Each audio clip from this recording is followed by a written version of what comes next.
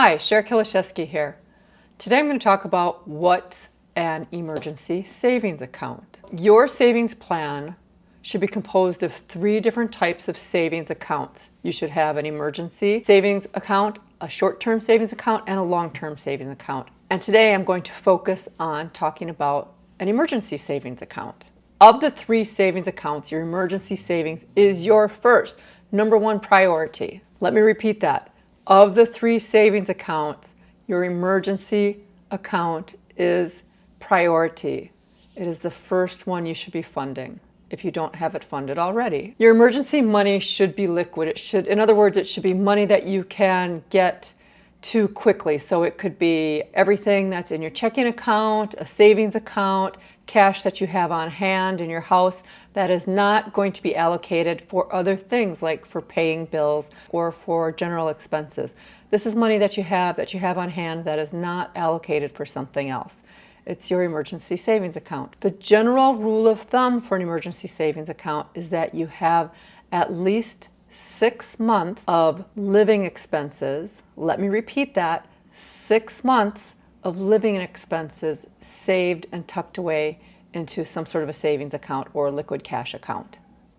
Now, for some people, 6 months is just the starting point. If you are someone who has an income, you're employed by an employer and you have an income source, but your industry is downsizing, your industry or your job might be in some sort of jeopardy because the types of jobs that you're in are actually starting to go away for some reason, or maybe you work in a very, very highly competitive job environment and there's a lot of turnover, potentially layoffs and things of that nature. If you're in that sort of a situation, then 6 months might just be your starting point. You really need to take a look at what you think it's going to take in order for you to find another source of income, your next job or your next gig or your next business, whatever it might be that's going to be bringing in that money in order to cover your living expenses.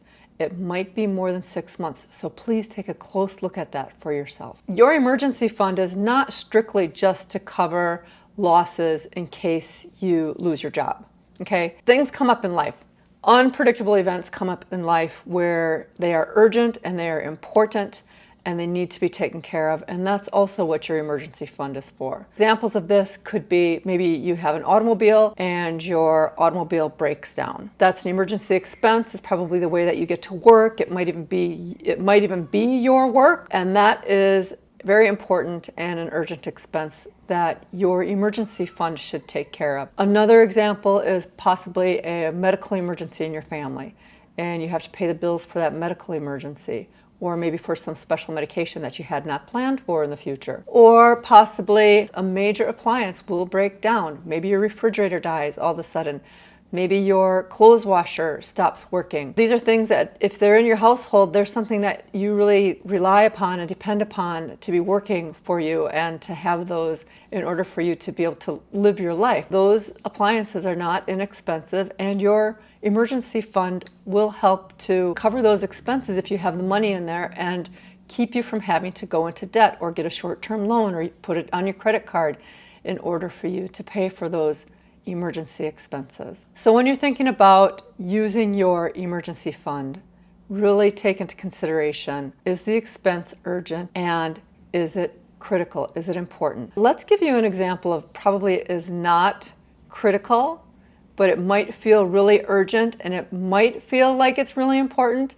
Let's say your friend comes up to you and wants to go to a concert and the concert tickets cost $600. Yeah, I know, concert tickets are not cheap. $600.